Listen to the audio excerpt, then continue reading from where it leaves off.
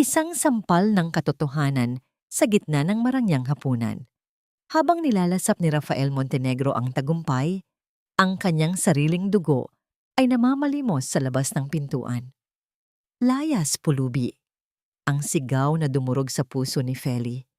Ngunit paano kung ang batang tinaboy niya ay ang nag-iisang tagapagmana ng kanyang kaharian? Magsisimula na ang pagtutuos ng nakaraan at kasalukuyan. Sino ang mananaig? Ang ginto o ang dugo? Alamin natin. Layas pulubi. Huwag mong dungisan ang lugar na ito dahil hindi mo kabilang ang iyong dumi sa kinang ng restaurang ito. Ang boses na yon, bagaman malamig at puno ng awtoridad, ay tila isang matalim na patalim na bumaon sa puso ni Felicidad. Sa labas ng malalaking salamin ng mamahaling kainan, nakatayo si Feli habang yakap ang isang basket na may natitira pang ilang piraso ng turon. Ang bawat butil ng ulan na bumabagsak mula sa madilim na langit ay tila mga karayom na tumutusok sa kanyang manipis na jacket. Ngunit wala itong pakiwari kumpara sa hapdi ng mga salitang narinig niya mula sa loob. Habang ang mga tao sa loob ay nagpapakasasa sa bango ng mamahaling alak at ulam, si Feli ay nakikipagbuno sa ginaw upang makalikom lamang ng sapat na barya para sa gamot ng kanyang anak. Ang kanyang mga kamay ay nanginginig, hindi lamang dahil sa lamig, kundi dahil sa pagod at gutom na matagal na niyang iniinda. Ang bawat balot ng turon na ginawa niya ng madaling araw ay simbolo ng kanyang huling pag-asa. Ngunit sa isang iglap, ang pag-asang yun ay nauwi sa panlulumo nang makita niya ang kanyang 7 taong gulang na anak na si Maya na pumasok sa loob ng restaurant. Dala ang pag-asang makahingi ng kahit isang pirasong tinapay. Nakita ni Feli mula sa kabilang panig ng salamin kung paano tiningnan ni Don Rafael Montenegro ang bata. Ang lalaking minsang nangako sa kanya ng buwan at bituin. Ang lalaking naging dahilan ng kanyang bawat ngiti noon ay nakatingin ngayon sa sarili niyang dugo na may kasuklam-suklam na ekspresyon. Walang bahid ng pagkilala sa mga mata ni Rafael. Tanging pandidiri lamang sa isang batang gusgusin na humahawak sa kanyang mamahaling lamesa. Ang maliit na kamay ni Maya na tila isang maruming mantsa sa puting tela ng mesa ay agad na iwinaksi ng isang bouncer sa utos ng isang tahimik na kumpas ng kamay ni Rafael. Hindi na nakapagpigil si Feli. Binitawan niya ang kanyang basket, hinayaan ang mga turon na gumulong sa basang semento at mabilis na pumasok sa loob. Ang init ng aircon sa loob ay tila sumampal sa kanyang basang balat. Habang hila-hila ang umiiyak na si Maya, nagtama ang paningin ni Feli at Rafael. Sa sandaling iyon, ang mundo ay tila huminto sa pag-ikot. Ang ingay ng mga kubyertos na tumatama sa porselana ay naglaho, pinalitan ng isang nakabibinging katahimikan na tanging sila lamang ang nakaririnig. Rafael, ang pangalang nais isigaw ng kanyang puso, ay nanatiling nakaupo ng tuwid, walang emosyon, habang ang kanyang katabi na si Alessandra ay naglalabas ng mga salitang puno ng panlalait tungkol sa mga taong hindi marunong lumugar. Sa halip na lumapit o magtanong, malamig na lumingon si Rafael sa gwardiya at nagsalita sa paraang tila isang basura lamang ang nasa harap niya. Security? Bakit hinahayaan ninyong makapasok ang mga ganitong klaseng tao dito? Itapon ninyo sila sa labas bago pa mawalan ng gana ang mga bisita ko. I don't pay this restaurant for a view of beggars. Ang bawat salitang binitawan ni Rafael ay tila isang mabigat na hampas na nagpaguho sa natitirang dignidad ni Feli. Ang kanyang tuhod ay nanginig at ang kanyang hininga ay naging mababaw at gipit. Ang sakit ay hindi na lamang nasa kanyang isipan, kundi ramdam na ramdam niya ang pagkirot ng kanyang dibdib. Tila ba ang kanyang puso ay dahan-dahang pinipiga hanggang sa wala nang matirang buhay. Ang lalaking minahal niya, ang ama ng batang kasalukuyang nakakapit sa kanyang palda, ay ang siya ring nag-utos na itapon sila sa dilim ng lansangan. Nakalabas sila ng restaurant dahil sa marahas na pagtulak ng mga gwardya. Napaupo si Feli sa basang bangketa habang ang ulan ay patuloy na bumubuhos. Tila nakikiramay sa kanyang tahimik na pagtangis. Pinagmasdan niya si Maya na nanginginig sa takot at gutom. Ang mga mata ng bata ay puno ng katanungan na hindi niya kayang sagutin. Sa bawat pagpatak ng ulan sa kanyang mukha, pilit na itinatago ni Feli ang kanyang mga luha. Ngunit ang kanyang balikat na nayayanig sa hikbi ay hindi kayang magsinungaling. Habang pinapanood niya ang mamahaling sasakyan ni Rafael na dahan-dahang lumalayo at naglalaho sa gitna ng madilim na kalsada, isang katanungan ang pilit na bumabalot sa kanyang diwa. Hanggang kailan kailangang magbayad ng isang inosenteng bata para sa mga kasalanang hindi niya naman ginawa? At kailan matututo ang tadhana na ang pag-ibig na kinalimutan ay may kapalit na mas masakit pa sa anumang bagyo? Ang bawat pagpatak ng ulan sa bubong na yari sa kinakalawang na yero ay lumilikha ng isang malungkot na ritmo na tila sumasabay sa mabigat na paghinga ni Felicidad. Sa loob ng kanilang maliit at madilim na silid, ang amoy ng basang lupa at lumang kahoy ay humahalimuyak, isang paalala ng kahirapang matagal na nilang yakap. Maingat na pinunasan ni Feli ang buhok ng kanyang anak na si Maya gamit ang isang manipis at kupas na tuwalya. Ang bawat galaw niya ay puno ng pag-iingat. Tila ba ang bata ay isang babasaging porselana na sa isang maling kumpas ay maaaring mabasag ng tuluyan. Ma, bakit po galit sa atin ang tatay? Ang tanong ni Maya ay tila isang kidlat na gumuhit sa katahimikan ng gabi. Ang kanyang boses ay mahina, paos mula sa pag-iyak kanina sa restaurant. Natigil ang kamay ni Feli sa pagpupunas. Hindi niya magawang tumingin ng diretso sa mga mata ng anak na punong-puno ng kawalang malay. Paano niya ipapaliwanag sa isang 7 taong gulang na bata na ang mundong ginagalawan ng kanyang ama ay walang puwang para sa mga katulad nilang namumuhay sa pira-pirasong pangarap? Huwag mo na munang isipin yun, anak. Pagod lang siguro ang taong iyon. Matulog ka na para bukas ay may lakas ka na uling maglaro. Ang pagsisinungaling ni Feli ay nagdulot ng isang mapait na lasa sa kanyang lalamunan. Hinaplos niya ang noo ni Maya hanggang sa dahan-dahang pumikit ang mga mata ng bata. Ngunit sa kanyang sariling isipan, ang mga anino ng kahapon ay nagsimulang maglaro at sumayaw sa pader ng kanilang silid. Tila bumabalik ang kanyang gunita 8 taon na ang nakalilipas sa ilalim ng matatandang puno ng mangga sa kanilang probinsya. Doon, si Rafael ay hindi pa ang makapangyarihang don na nakita niya kanina.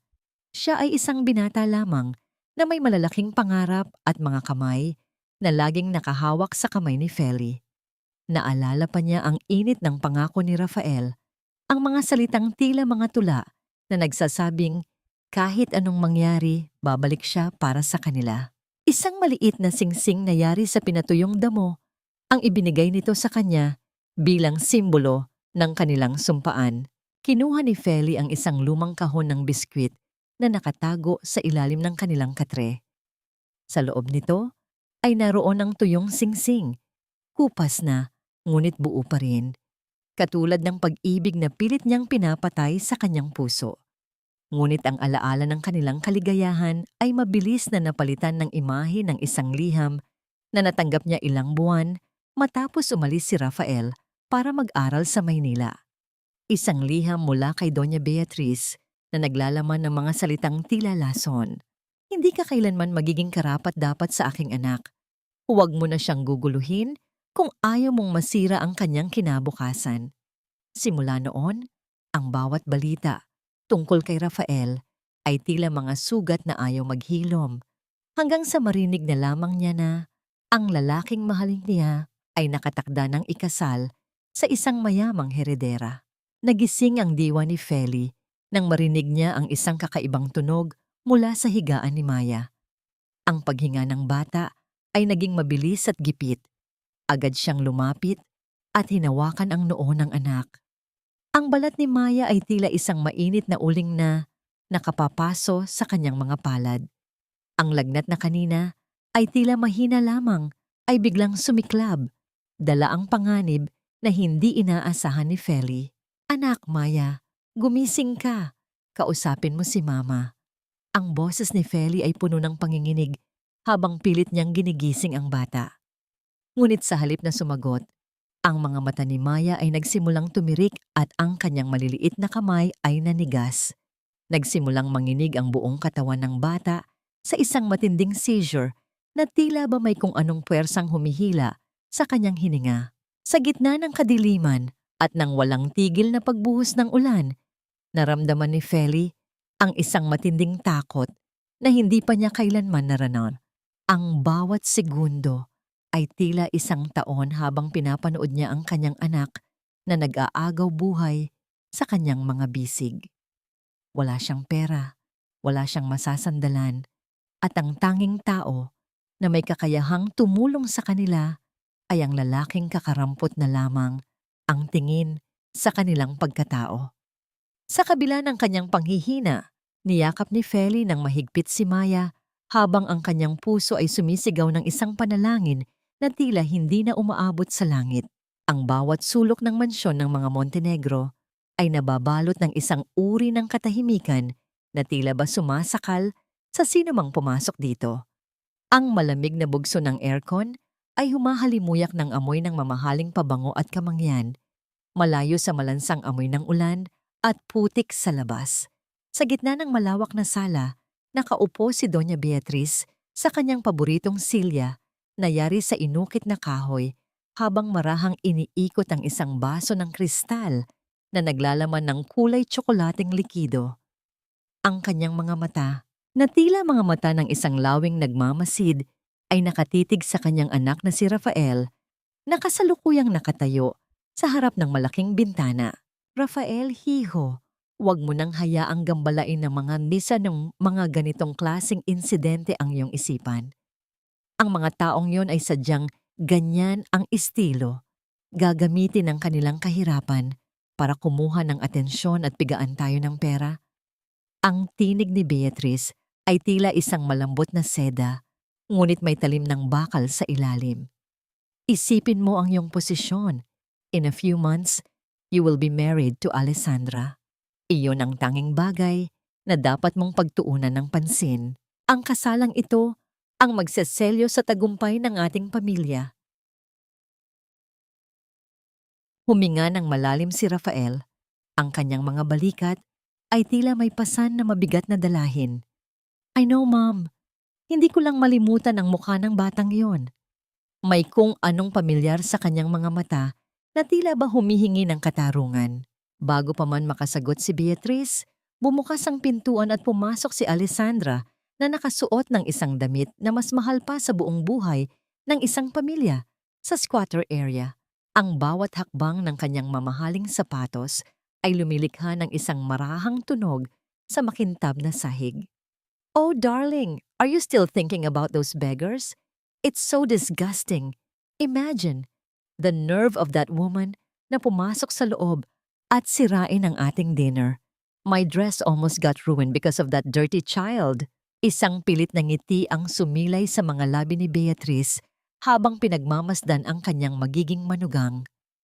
Para sa kanya, si Alessandra ay hindi lamang isang asawa para kay Rafael, kundi isang kasangkapan upang manatiling nasa ituktok ng lipunan ang kanilang pangalan.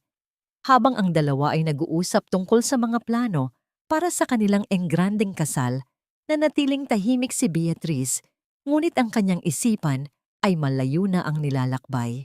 Nang lumaon ang gabi at nakaalis na si Alessandra, tinawag ni Beatriz ang kanyang pinagkakatiwalaang tauhan sa isang madilim na sulok ng library. Walang anumang ingay ang maririnig sa paligid habang iniabot ng lalaki ang isang kulay kayumangging folder. Ang bawat pahina na binubuklat ni Beatriz ay naglalaman ng mga lihim na pilit na itinago ni Feli sa loob ng maraming taon. Sa bawat salitang binabasa niya, ang kanyang mga kilay ay tila nagtatagpo sa galit at takot. Binuklat niya ang huling bahagi ng report, isang kopya ng medical record mula sa isang maliit na klinika sa probinsya, at ang birth certificate ng batang nagngangalang Maya de la Cruz. Ang bawat detalye, mula sa petsa ng kapanganakan hanggang sa blood type ng bata, ay tila isang malakas na sampal sa mukha ni Beatrice. Ang kanyang mga kamay na laging kalmado ay nagsimulang manginig, hindi dahil sa lungkot, kundi dahil sa matinding pagkamuhi. Hindi maaari ito, ang bulong ni Beatrice sa kanyang sarili, habang ang kanyang mukha ay nagiging parang isang maskara ng kasamaan. Hinding-hindi ko papayagang masira ng isang hamak na tindera ng turon at ng kanyang anak ang lahat ng pinaghirapan ko. Kung kailangang buruhin ko sila sa limot, gagawin ko. Tinitigan niyang muli ang larawan ni Maya, nakalakip ng report. Ang pagkakahawig ng bata kay Rafael, nung ito ay bata pa ay hindi maikakaila. Ito ang katotohanang matagal na niyang kinatatakutan, na ang dugong Montenegro ay dumadaloy sa mga ugat ng isang batang itinuturing niyang basura. Isang mapait na plano ang dahan-dahang nabubuo sa kanyang isipan, isang plano na titiyak na ang katotohanan ito ay mananatiling nakabaon sa ilalim ng lupa, kasama ang anumang natitirang konsensya na meron siya. Ang bawat hakbang ni Felicidad sa madilim at basang kalsada ay tila isang pakikipagkarera sa kamatayan. Yakap-yakap niya ang nanghihinang katawan ni Maya, habang ang ulan ay patuloy na humahampas sa kanyang likuran, tila ba nais siyang itumba ng tadhana. Ang kanyang mga tsinelas ay matagal nang nawala sa gitna ng baha, ngunit hindi niya nararamdaman ang mga bato at bubog na sumusugat sa kanyang mga paa. Ang tanging naririnig niya ay ang gipit na paghinga ng kanyang anak, isang mahinang tunog na tila isang kandilang unti-unting nauubusan ng mitsa. Nang marating niya ang maningning na bukana ng St. Jude Medical Center, ang pinakamalapit at pinakamahal na ospital sa lugar na yon, agad siyang hinarang ng mga gwardya. Ang kanyang anyo, basang-basa, marumi, at punit-punit ang damit, ay tila isang malaking mantsa sa malinis at marangyang lobby ng ospital. Ngunit sa pagkakataong ito, ang takot ni Feli ay napalitan ng isang lakas na nagmumula sa kailaliman ng kanyang pagiging ina. Nagmakaawa siya, sumigaw, at lumuhod sa malamig na sahig ng ospital hanggang sa makuha niya ang atensyon ng mga nurse sa emergency room. Sa kabilang bahagi ng lobby, pababa na sana si Rafael Montenegro matapos ang isang maikling pagpupulong sa board of directors ng ospital. Nakita niya ang kaguluhan sa dulo ng pasilyo. Ang kanyang unang reaksyon ay ang pagkunot ng noo, isang natural na tugon sa anumang bagay na sa tingin niya ay nakasisira sa kaayusan. Ngunit nang makita niya ang babaeng nakaluhod, ang babaeng may pamilyar na balikat na nayayanig sa pag-iyak, ay tila may kung anong kuryenteng dumaloy sa kanyang buong katawan. Peli? Ang bulong ni Rafael ay sapat na upang marinig niya ang sarili niyang kaba. Lalapit sana siya, ngunit ang kanyang mga paa ay tila nakabaon sa semento. Nakita niya kung paano isinakay si Maya sa isang stretcher. Ang maliit at maputlang mukha ng bata ay tila isang multo mula sa kanyang nakaraan na hindi niya kayang takasan. Lumipas ang ilang minuto na tila mga oras para kay Feli. Nakaupo siya sa isang sulok ng waiting area habang ang tubig mula sa kanyang damit ay bumubuo ng isang maliit na lawa sa sahig. Ang kanyang mga kamay ay mahigpit na nakahawak sa isang maliit na sapatos ni Maya na natanggal kanina. Ito ang kanyang golden moment, ang pagkapit sa kaisa-isang bagay na nag-uugnay sa kanyang anak sa gitna ng kawalan ng katiyakan. Biglang lumabas ang isang doktor. Ang mukha ay puno ng pag-aalala. Sino ang kamag-anak ng pasyente? Si Maya de la Cruz? Masyadong mababa ang kanyang hemoglobin at kailangan natin ng agarang blood transfusion. Ngunit may problema tayo. Ang kanyang blood type ay AB negative, isang napakabihirang uri ng dugo. Wala tayong stock sa blood bank sa ngayon at kailangan natin ng donor na kadugo ng bata. Tila gumuho ang mundo ni Feli. Ang kanyang dugo ay type O, hindi ito tugma. Sa gitna ng kanyang kawalan ng pag-asa, naramdaman niya ang isang presensya sa kanyang likuran. Lumingon siya at nakita si Rafael na nakatayo. Ang mukha ay maputla at ang mga mata ay puno ng hindi maipaliwanag na emosyon. Alam ni Feli ang katotohanan. Alam niyang ang lalaking ito, ang lalaking pilit siyang kinalimutan, ang may hawak ng susi sa buhay ng kanilang anak. Bago pa man makapagsalita si Feli, ang nurse na may hawak ng record ay mabilis na lumapit kay Rafael na tila ba may nakitang himala. Sir, ayon sa aming database, kayo po ay isang regular donor dito at kayo ay may bihirang blood type na kailangan natin. Kayo po ay AB negative, tama po ba? Ang boses ng nurse ay tila isang kulog na yumanig sa buong pasilyo. Nagtama ang paningin ni Feli at Rafael. Sa sandaling iyon, ang maskara ng pagiging matatag ni Rafael ay dahan-dahang nagbitak. Ang katotohanang matagal na niyang pilit na ibinabaon ay sumambulat sa kanyang harapan. Ang batang tinaboy niya kanina sa restaurant, ang batang itinuring niyang basura, ay ang siyang mismong nagtataglay ng bihirang dugong dumadaloy din sa kanyang sariling mga ugat. Kailangan natin ng kamag-anak dahil sila lang ang may pinakamalaking pagkakataon na magkaroon ng ganitong bihirang dugo. Ulit ng doktor, habang ang kanyang paningin ay nagpapalit-palit sa dalawa. Sir, maari po ba kayong tumulong? Bawat minuto ay mahalaga para sa bata. Ang bawat patak ng pulang likido na dumadaloy mula sa ugat ni Rafael patungo sa lalagyan ay tila isang oras na bumibilang sa katahimikan ng silid. Nakasandal siya sa malambot na upuan ng donation room habang ang puting ilaw ng ospital ay nagbibigay ng isang malamig na kintab sa kanyang mukha. Nararamdaman niya ang marahang pintig sa kanyang braso, isang paalala na sa bawat sandaling lumilipas, ang kanyang sariling buhay ay dahan-dahang inililipat sa maliit na katawan ni Maya. Ito ang unang pagkakataon na naramdaman ni Rafael ang isang kakaibang koneksyon, isang ugnayang hindi kayang ipaliwanag ng anumang kontrata o kayamanan. Sa labas ng silid, nakasandal si Feli sa malamig na pader ng pasilyo.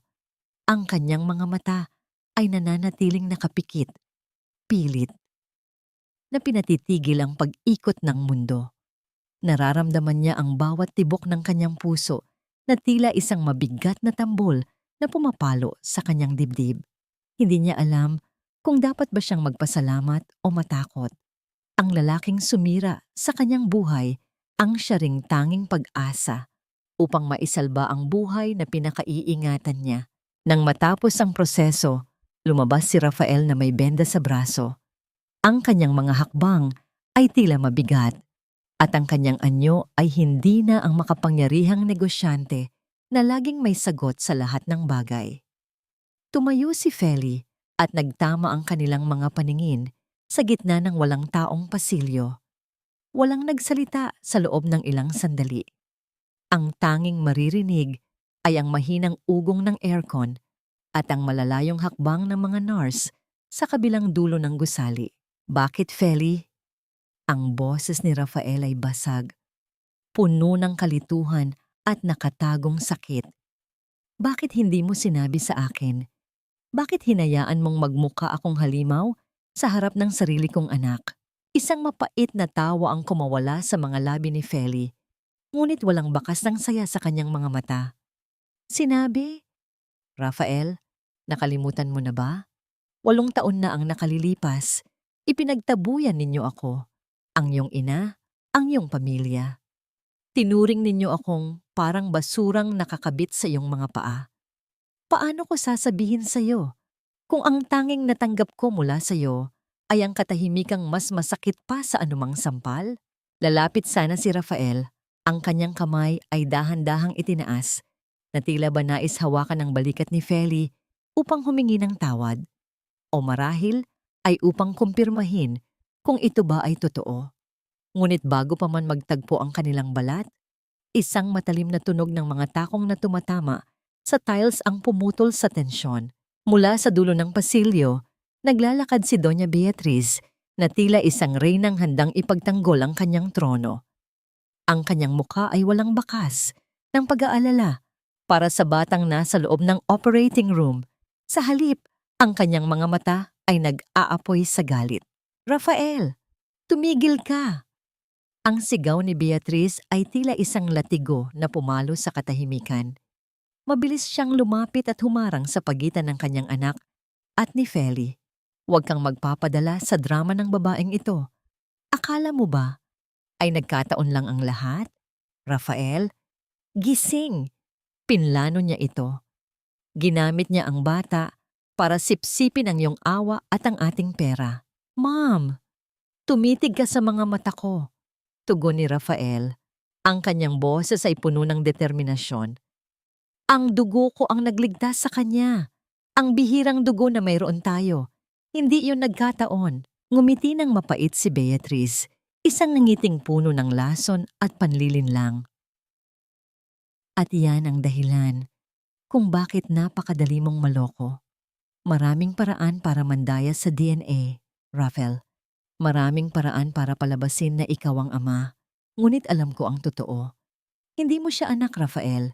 Niloloko ka lang ng babaeng yan upang makabalik sa marangyang buhay na hinding-hindi niya kailanman maaabot.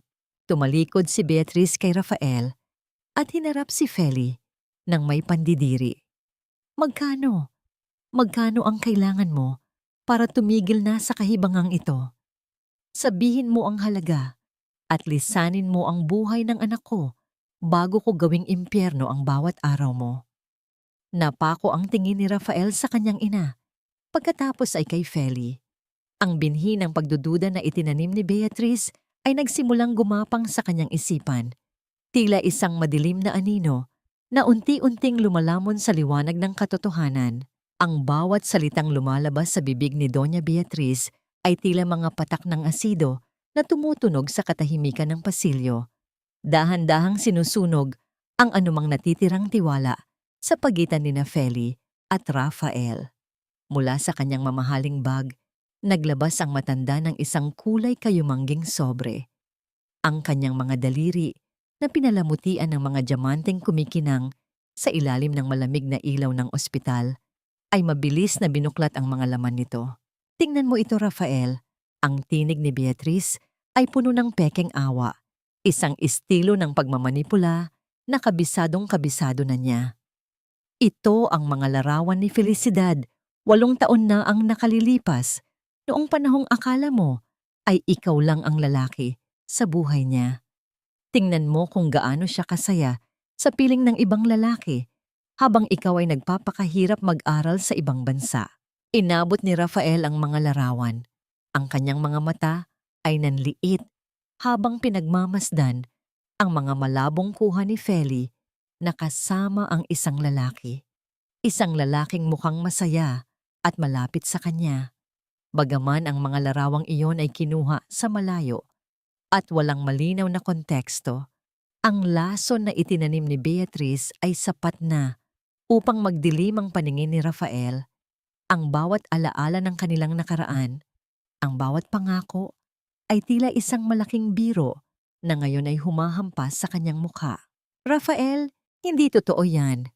Ang boses ni Feli ay halos bulong na lamang dahil sa matinding pagod at sakit. Ang kanyang mga kamay ay nanginginig, hindi dahil sa ginaw, kundi dahil sa kawalang katarungan. Pinsan ko ang lalaking iyan. Alam mo ang katotohanan, Rafael. Huwag kang magpaloko sa mga kasinungalingan ng iyong ina. Ngunit hindi tumitingin si Rafael sa kanya. Sa halip, ang kanyang paningin ay nakatitig sa sahig. Ang kanyang panga ay mahigpit na nakakuyom hanggang sa mamuti ang kanyang mga labi. Ang katahimikan ni Rafael ay mas masakit pa sa anumang sigaw. Ito ang katahimikang nagpapatunay na muli. Sa ikalawang pagkakataon, mas pinili niyang maniwala sa kinang ng kanyang kinalalagyan kaysa sa katotohanang nasa harap niya. Sapat na! Ang malamig na sabi ni Rafael. Ang kanyang boses ay wala ng emosyon, tila isang bangkay na nagsasalita. Ibinigay ko na ang dugo ko. Ligtas na ang bata. Iyon lang ang gagawin ko. Ngayon, umalis ka na dito, Felicidad. Huwag mo na kaming gambalain uli. Rafael, paano mo nagagawa ito? Ang tanong ni Feli ay punong-puno ng pait. Ang anak mo ay nasa loob pa, hindi pa siya gising.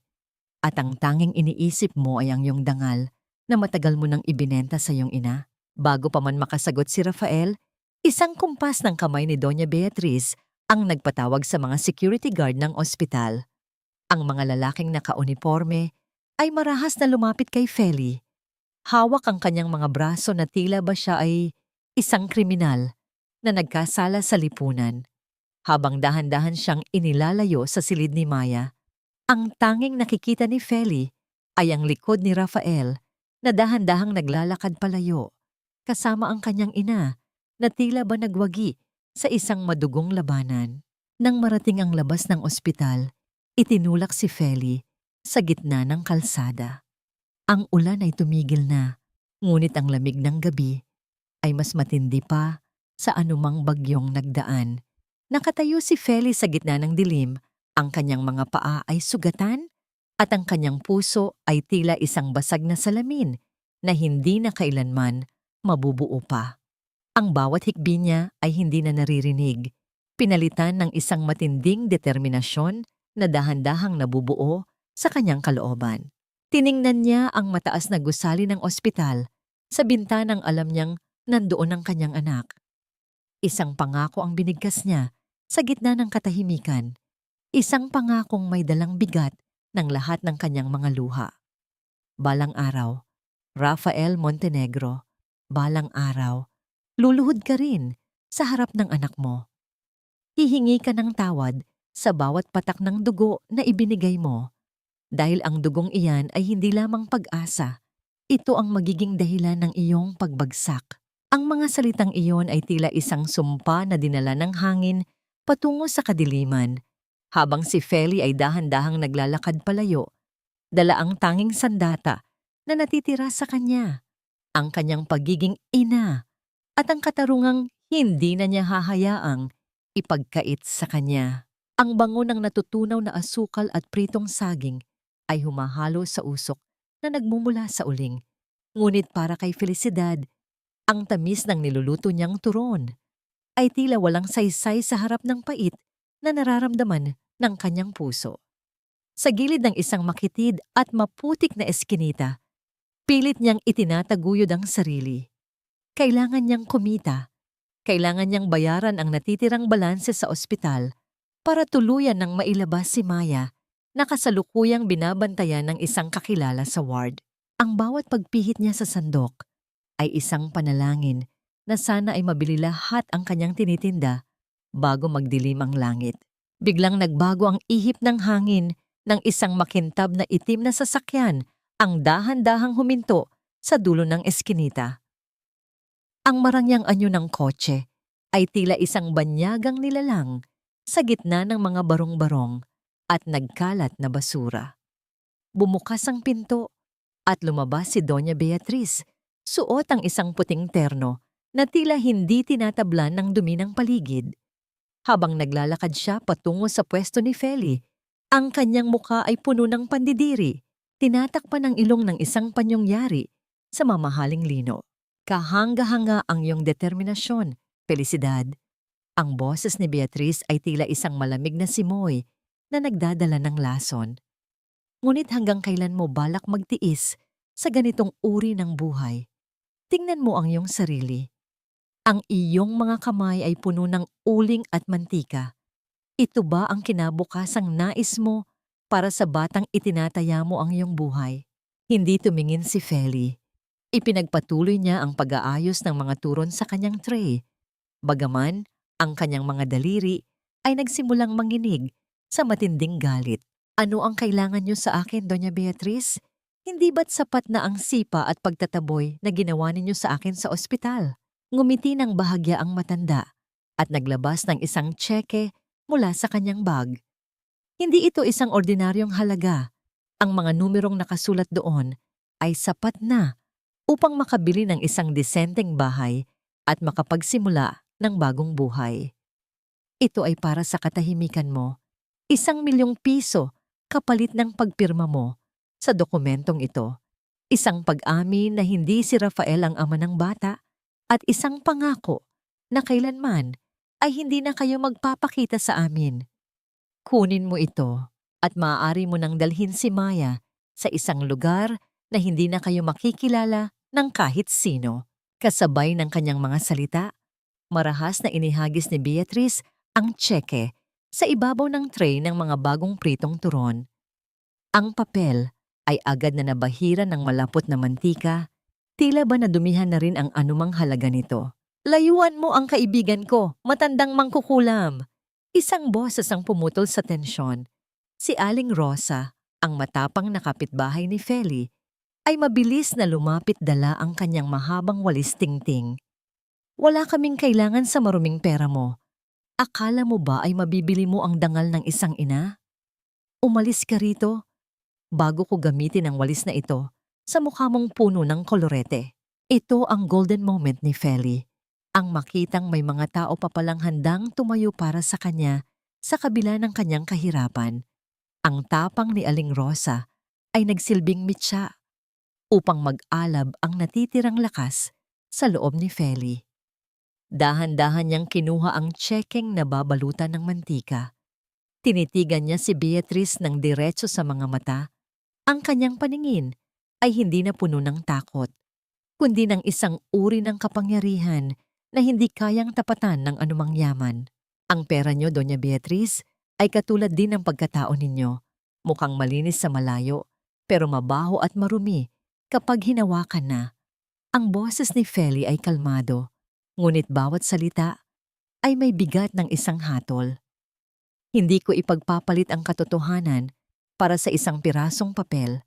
Ang anak ko ay hindi isang negosyo na maaari ninyong bayaran para mawala. Sa harap ng nandidilat na mga mata ni Beatrice, dahan-dahang pinunit ni Feli ang tseke. Ang bawat piraso ay tila isang talulot ng bulaklak na dahan-dahang nahuhulog sa putikan. Hindi siya tumigil hanggang sa ang 1,000,000 piso ay naging maliliit na hibla na lamang ng basura sa hangin. Umalis na kayo, ang utos ni Feli habang itinuturo ang daan palabas ng eskinita. At dalhin ninyo ang inyong dokumento dahil simula sa araw na ito, hindi na ako ang Feli na maaari ninyong apak-apakan. Ang laban na sinimulan ninyo, sisiguraduhin kong ako ang tatapos. Naiwang tulala si Beatrice. Ang kanyang mukha ay namumula. Sa hiyang hindi niya inaasahang mararanasan sa kamay ng isang hamak na tindera. Habang humaharurot palayo ang kanyang sasakyan, naiwan si Feli at Aling Rosa sa gitna ng usok. Bagaman nawalan siya ng malaking halaga, ang gaan na naramdaman ni Feli sa kanyang dibdib ay higit pa sa anumang kayamanan sa mundo. Ngunit sa kabila ng kanyang tagumpay, isang tanong ang nananatili sa kanyang isipan. Hanggang saan ang kayang gawin ng mga Montenegro upang tuluyan siyang patahimikin? Ang bawat piraso ng tsekeng pinunit ni Felicidad ay tila naging mga abong tinangay ng hangin. Ngunit ang bigat na iniwan nito sa kanyang kalooban ay nanatiling tila isang angkla na humihila sa kanya pababa. Habang nililinis niya ang kanyang maliit na kariton, naramdaman niya ang hapdi ng kanyang mga palad na puno ng paltos. Ngunit sa likod ng pagod, may isang apoy na nagsimulang mag-alab. Isang apoy na hindi na muling mapapatay ng ulan o ng pananakot ng mga Montenegro. Hindi na siya ang babaeng nakayuko. Siya ay isang inang handang makipagdigma para sa karapatan ng kanyang anak. Feli? Ang isang baritono at pamilyar na tinig ay pumutol sa kanyang malalim na pag-iisip. Napaangat ang tingin ni Feli at nakita ang isang lalaking nakatayo sa dulo ng eskinita. Nakasuot ito ng isang malinis na polo shirt at may dalang leather na bag. Ang kanyang anyo ay kagalang-galang, ngunit may bakas ng pag-aalala. Si Attorney Diego Santos, ang kababata ni Feli, na noon pa man ay lihim na nagmamahal sa kanya, ay naroon at tila isang sagot sa kanyang mga hindi binibigkas na dalangin. Nabalitaan ni Diego ang nangyari sa ospital at sa restaurant at hindi siya nag-atubiling hanapin ang kaisa-isang babaeng hindi nawala sa kanyang gunita. Diego, anong ginagawa mo rito? Ang tanong ni Feli ay puno ng pagkagulat, ngunit may kalakip na ginhawa. Narinig ko ang lahat, Feli. Huli na ba ako para tumulong? Lumapit si Diego at hindi nag-atubiling humawak sa maduming hawakan ng kariton upang tulungan si Feli sa pagliligpit. Hindi mo kailangang gawin ito ng mag-isa. You don't have to carry the weight of the world on your shoulders anymore. I am a lawyer now, Feli. Let me fight this battle with you. Naupo sila sa isang lumang bangko sa labas ng barong-barong ni Feli. Ang golden moment ng gabing iyon ay nang ilabas ni Diego ang isang maliit na balot ng paboritong hopya ni Feli noong bata pa sila. Isang maliit na kilos, ngunit nagpahiwatig ito na sa kabila ng lahat ng taon at tagumpay ni Diego, ang simpleng Feli pa rin ang mahalaga sa kanya. Sa sandaling iyon, naramdaman ni Feli na hindi siya nag-iisa sa gitna ng malupit na mundo. Hindi ko nais ang pera nila, Diego. Ang sabi ni Feli, ang kanyang boses ay puno ng determinasyon. Ang gusto ko lang ay kilalanin nila si Maya. Gusto kong malaman ng buong mundo na ang batang itinaboy nila ay isang Montenegro. I want justice for my daughter. Tumango si Diego. Ang kanyang mga mata ay nagpapakita ng matinding suporta. Then we will give them justice. Sisimulan natin sa pag-aayos ng mga dokumento.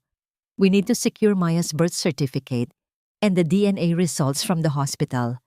Kailangan nating maging maingat, Feli. Alam nating gagawin ni Doña Beatriz ang lahat upang burahin ang anumang ebidensya. Nagkasundo ang dalawa na simulan ang legal na hakbang sa susunod na araw. Nang magpaalam si Diego, may baon si Feli na bagong pag-asa. Ngunit habang papasok siya sa kanyang maliit na silid, napansin niya ang isang bagay na nagpabilis sa tibok ng kanyang puso. Ang pintuan ng kanyang silid, na iniwan niyang nakasara ng maigi, ay dahan-dahang nakabukas ng bahagya. At ang tunog ng gasgas na bisagra ay tila isang babala sa gitna ng katahimikan. Pumasok si Feli at tumambad sa kanya ang isang magulong silid. Ang kanyang tanging cabinet ay bukas, ang mga damit ay nagkalat sa sahig, at ang maliit na kahon ng biskwit kung saan niya itinago ang mga mahahalagang dokumento ni Maya, pati na ang lumang singsing na damo, ay wala na sa kinalalagyan nito. May isang taong nagnanakaw sa kanyang nakaraan, sinusubukang tustayin ang tanging ebidensya ng pagkatao ng kanyang anak. Nakatayo si Feli sa gitna ng kanyang nilapastangang tahanan. Ang kanyang hininga ay gipit at ang kanyang mga kamao ay nakakakuyom. Napagtanto niya na ang digmaang ito ay hindi lamang sa loob ng korte o sa harap ng kamera. Ito ay isang madilim na laro na pumasok na sa loob ng kanyang pinakaiingatang santuwaryo. Sa loob ng maliit na silid na puno ng amoy ng luma at tuyong papel, nakaupo si Maya sa gilid ng higaan. Ang kanyang maliliit na binti ay nakalawit at marahang umiindayog. Bagaman maputla pa rin ang kanyang mga pisngi, may bakas na ng buhay sa kanyang mga mata. Pinagmamasdan niya ang kanyang ina na si Feli na abala sa pagtatahi ng isang punit na damit. Ang katahimikan sa pagitan nilang dalawa ay hindi dahil sa wala silang masabi, kundi dahil sa dami ng katanungang naglalaro sa isipan ng bata. Mga tanong na alam niyang magdudulot ng pait sa mukha ng kanyang ina. Ma, bakit po kamukha ko yung lalaki sa ospital? Ang boses ni Maya ay tila isang mahinang ihip ng hangin, ngunit sapat na yon upang matigil ang kamay ni Feli sa pagtatahi. Sabi po kasi ni Aling Rosa, kapag ang isang bata ay kamukha ng isang tao, ibig sabihin ay magkadugo sila. Siya po ba ang tatay ko? Hindi agad nakasagot si Feli. Ang bawat tibok ng kanyang puso ay tila isang mabigat na pasanin. Paano mo sasabihin sa isang inosenteng bata na ang taong nagbigay sa kanya ng buhay ay siya ring unang taong tumalikod at nagtaboy sa kanya? Sa halip na sumagot, lumapit si Feli at hinaplos ang malambot na buhok ni Maya. Ang mahalaga, Maya, ay nandito si Mama. Hindi ba't sapat na yon? Tayong dalawa lang. Kakayanin natin. Ngunit sa mga sumunod na araw, ang kuryosidad ni Maya ay hindi napawi. Isang hapon, habang naglalakad sila sa isang pampublikong parke upang makalanghap ng sariwang hangin, nakita ni Maya ang isang pamilyar na figura. Si Rafael Montenegro ay naroon, nakatayo sa tabi ng kanyang marangyang sasakyan habang may kinakausap sa telepono. Ang kanyang anyo ay tila isang estatwa ng kapangyarihan sa gitna ng karaniwang mga tao. Bago pa man mapigilan ni Feli, mabilis na tumakbo si Maya patungo sa lalaki. Ang kanyang maliliit na paa ay tila may sariling isipan, dala ang lahat ng kaisipan at pangarap ng isang batang uhaw sa pagmamahal ng isang ama. Papa! Ang sigaw ni Maya ay bumasag sa seryosong usapan ni Rafael. Lumingon si Rafael at ang kanyang mga mata ay nanlaki nang makita ang bata. Sa isang sandali, tila lumambot ang kanyang ekspresyon, isang natural na tugon sa inosenteng tawag ng isang anak. Ngunit agad na bumalik sa kanyang gunita ang mga larawang ipinakita ng kanyang ina. Ang mga larawang nagpapatunay na ang batang ito ay bunga raw ng pagtataksil ni Feli. Ang laso ng pagdududa ay mas mabilis na kumalat kaysa sa anumang pagmamahal. Huwag mo akong tawaging ganyan. Ang boses ni Rafael ay malamig. Walang bakas ng init. Umalis ka rito, bata. Huwag mong abalahin ang trabaho ko. Ngunit hindi natinag si Maya. Ito ang kanyang golden moment. Isang sandali ng wagas na pag-ibig na hindi naiintindihan ang galit ng matatanda. Dinukot niya mula sa kanyang bulsa ang isang maliit na turon na maingat na nakabalot sa malinis na papel, ang paborito niyang pagkain na itinabi niya talaga para sa taong ito. Para sa iyo po, Papa, sabi ni Mama, ito po ang pinakamasarap na gawa niya. Tikman niyo po, para hindi na kayo magalit. Ang sabi ni Maya, ang kanyang mga kamay ay nanginginig habang iniaabot ang maliit na alay. Tinitigan ni Rafael ang bata. Pagkatapos ay ang tinitinda ng ina nito na nasa kamay ni Maya. Ang bawat alaala ng kanyang kahirapan noon, ang bawat pait ng kanyang nakaraan, na pilit niyang tinatakasan, ay tila sumambulat sa harap niya sa pamamagitan ng maliit na turon na yon. Para kay Rafael, ang turon ay simbolo ng pagiging mahirap, ng pagiging talunan, ang mga bagay na ayaw na niyang balikan. Sa isang marahas na kumpas ng kamay, iwinaksi ni Rafael ang alay ni Maya. Ang maliit na turon ay tumalsik at bumagsak sa maduming semento. Dahan-dahang nadurog sa ilalim ng gulong ng kanyang sasakyan. I don't eat trash. Ang sigaw ni Rafael ay tila isang sampal na yumanig sa buong pagkatao ni Maya. Sabihin mo sa ina mo, itigil na ang paggamit sa'yo para mapalapit sa akin. Hinding-hindi ako magiging ama ng isang batang lansangan. Napako si Maya sa kanyang kinatatayuan.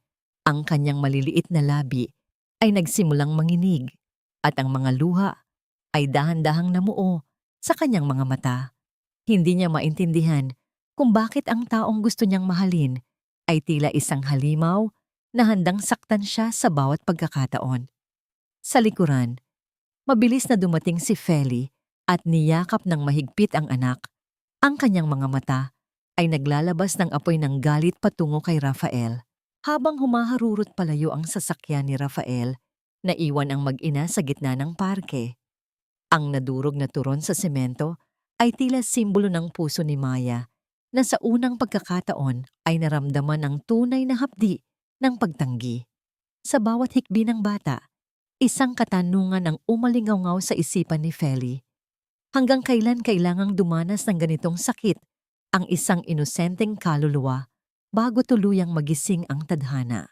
Sa loob ng kanyang opisina na puno ng mga nagtataasang tumpok ng dokumento, si Attorney Diego Santos ay nakatitig sa screen ng kanyang laptop. Ang tanging liwanag na nagmumula sa lampara ay nagbibigay ng mahahabang anino sa dingding, tila ba sumasalamin sa madilim na nakaraan ng pamilya Montenegro na pilit niyang binubungkal. Ang bawat pagtipa niya sa keyboard ay may kalakip na tensyon. Bawat dokumentong nababasa niya ay tila isang piraso ng puzzle na unti-unting nabubuo. Hindi ito maaring nagkataon lang, ang bulong ni Diego sa kanyang sarili. Ang kanyang mga mata ay nanliit habang sinusuri ang isang lumang bank transfer record. May isang malaking halaga ng pera na lumabas mula sa personal na account ni Doña Beatriz Montenegro patungo sa account ng isang retiradong doktor, si Dr. Arrieta. Ang doktor na naging saksi sa umanongoy ebidensya ng pagtataksil ni Feli 8 taon na ang nakalilipas. Ang petsa ng transfer ay tumutugma sa araw na pinalaya si Feli sa mansyon. Ito ang golden moment ng investigasyon ni Diego. Ang sandali kung kailan ang moral na paninindigan ay nagtatagpo sa katarungan. Hindi lamang ito basta kaso para sa kanya. Ito ay paglilinis sa pangalan ng babaeng palagi niyang pinapahalagahan. Habang tinitingnan niya ang record, isang misteryosong mensahe ang pumasok sa kanyang personal na email mula sa isang hindi kilalang sender.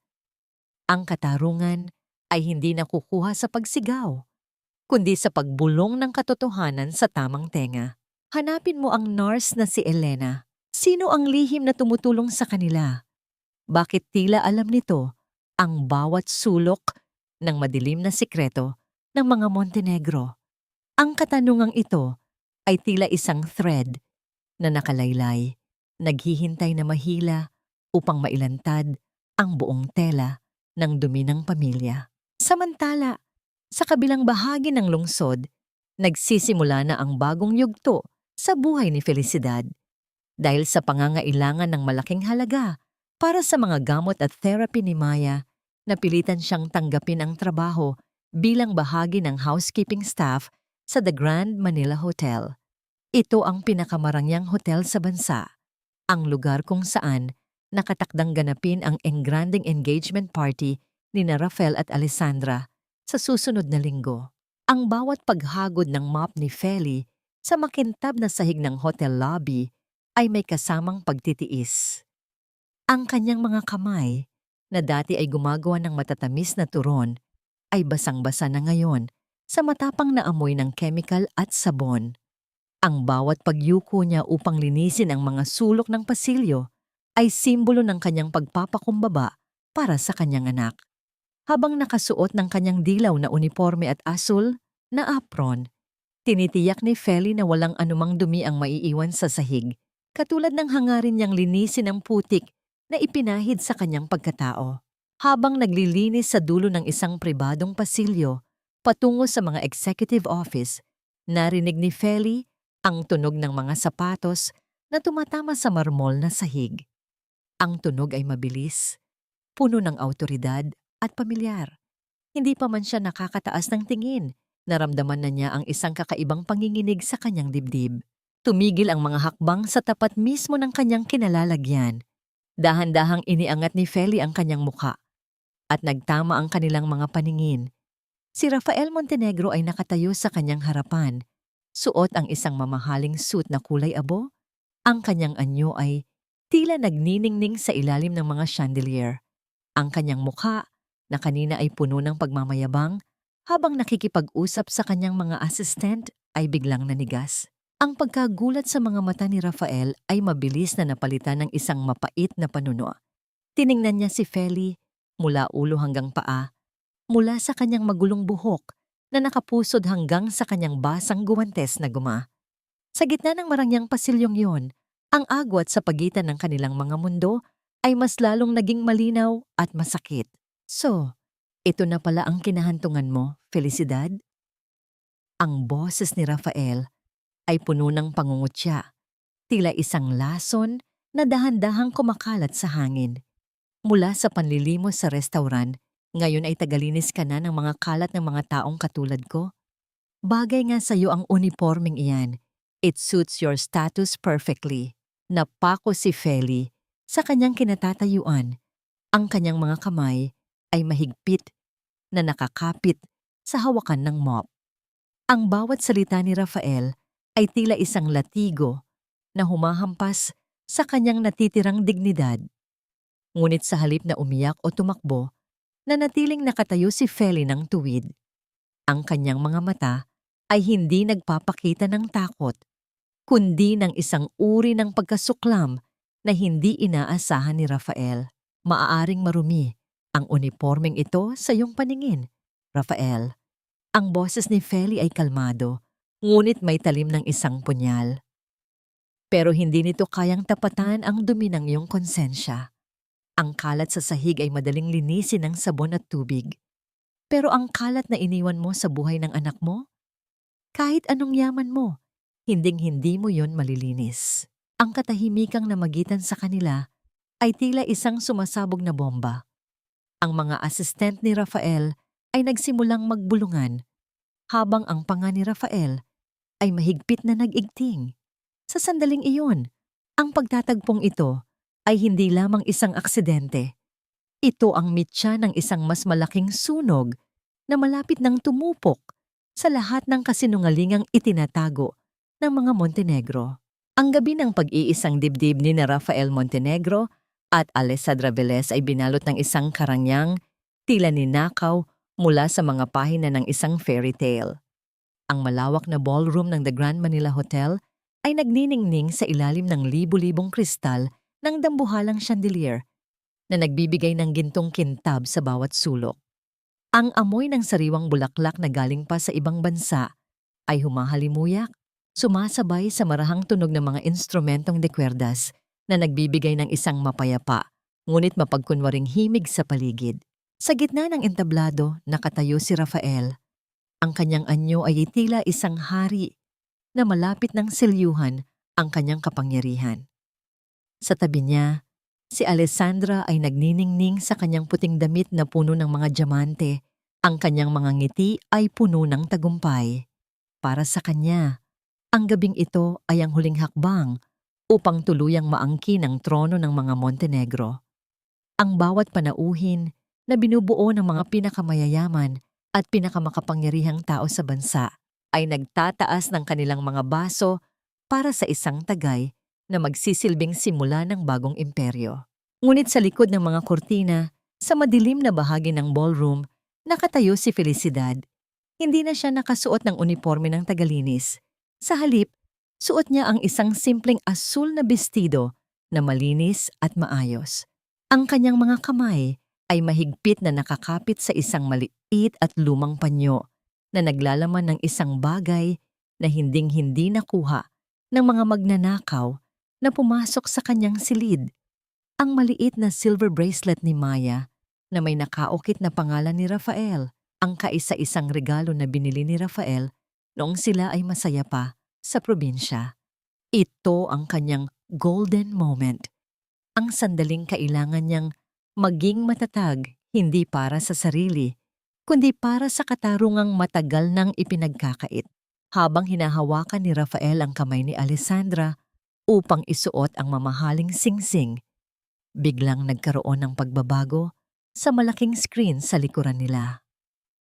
Ang mga larawan ng kanilang masayang alaala ay biglang napalitan ng mga dokumento, mga bank record na nagpapakita ng mga transaksyon ni Doña Beatriz Montenegro sa isang doktor, at ang orihinal na birth certificate ni Maya na may pirma ni Rafael na pilit na binura ngunit bakas pa rin sa ilalim ng pagsusuri.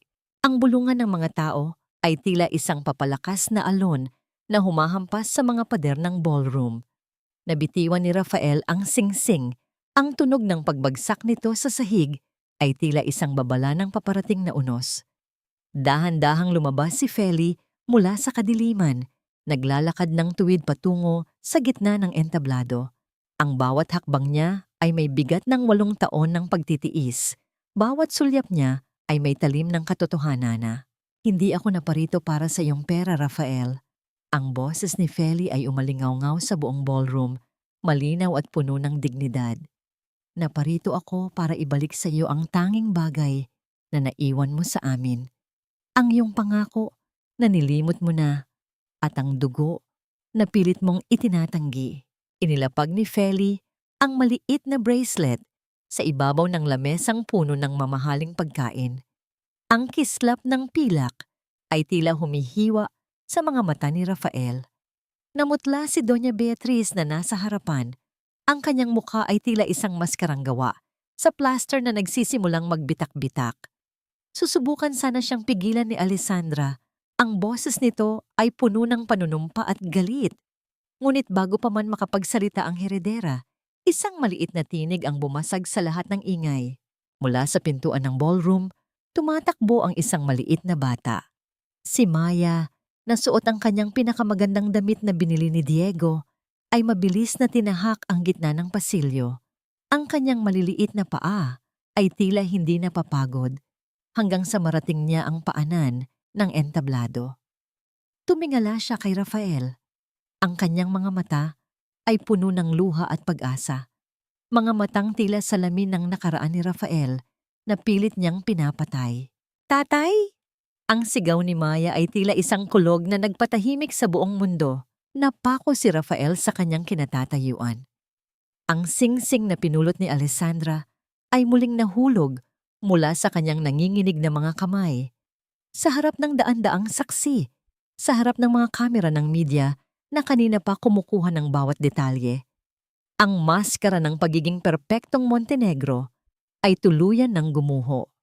Ang bawat tibok ng puso ni Rafael ay tila isang oras na bumibilang patungo sa kanyang paghuhukom.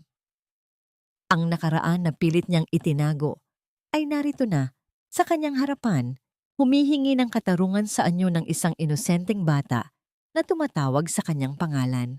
Ang bawat kislap ng mga kamera ng media ay tila mga kidlat na walang tigil sa pagtama sa naguguluhang mukha ni Rafael Montenegro.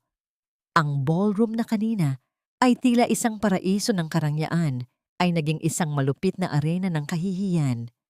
Ang mga bulungan ng mga panauhin ay naging malalakas na tinig ng paghatol.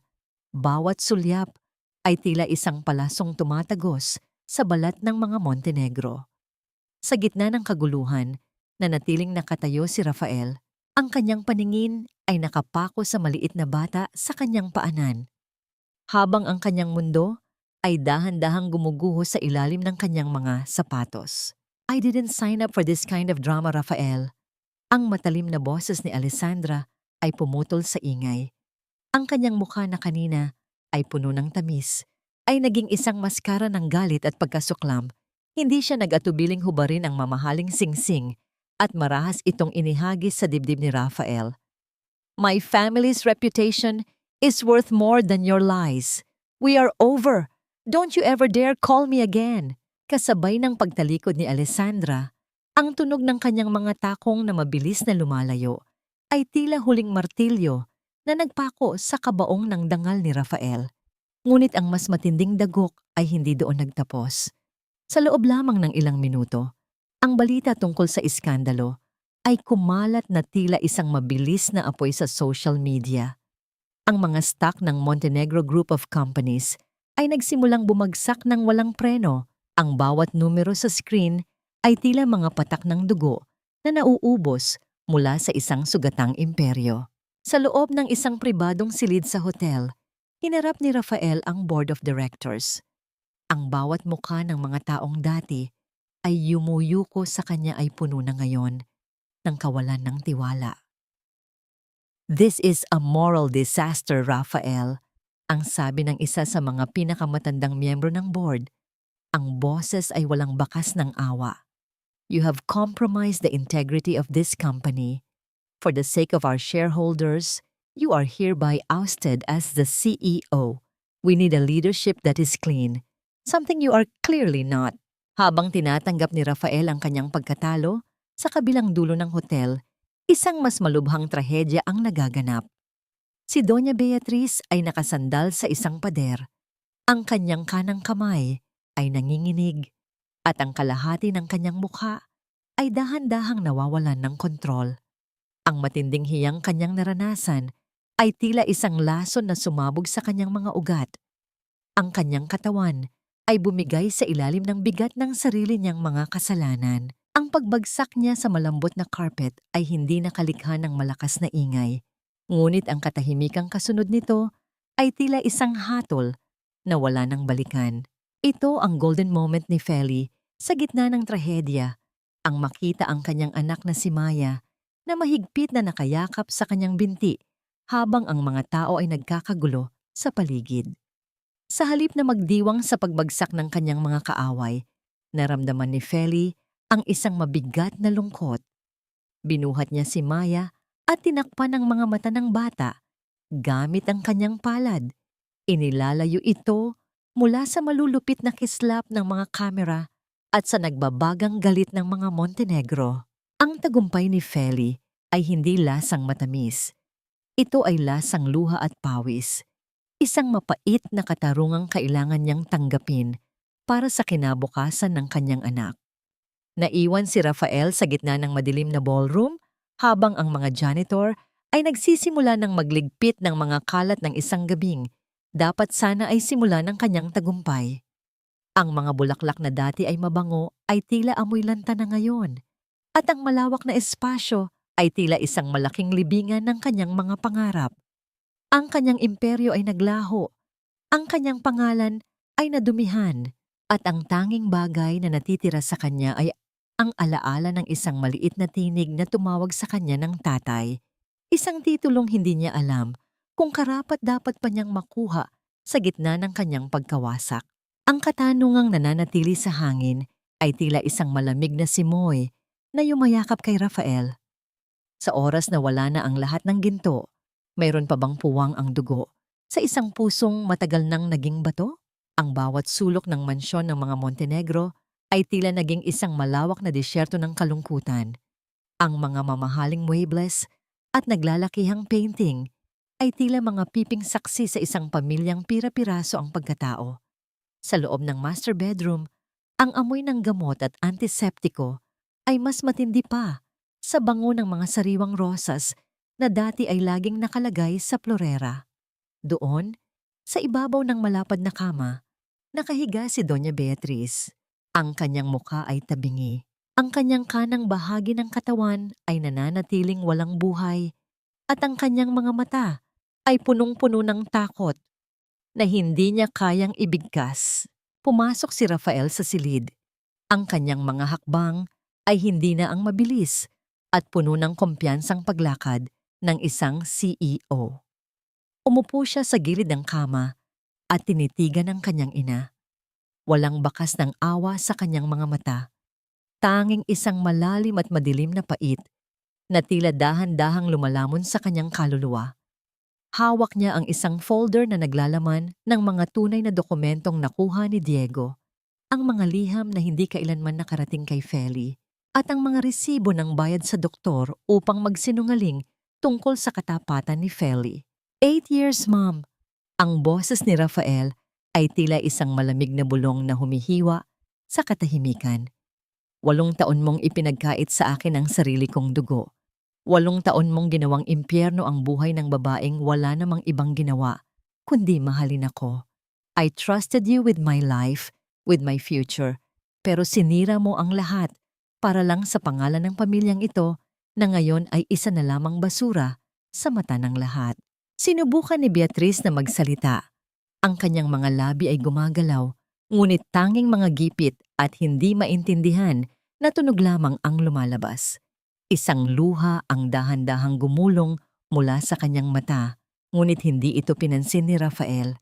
Tumayo siya, tinalikuran ang kanyang ina at iniwan ang silid na tila ba iniiwan na rin niya ang lahat ng alaala ng kanyang nakaraang puno ng kasinungalingan. Lumabas si Rafael ng mansyon ng walang dalang anuman, kundi ang kanyang pitaka at ang bigat ng kanyang pagsisisi.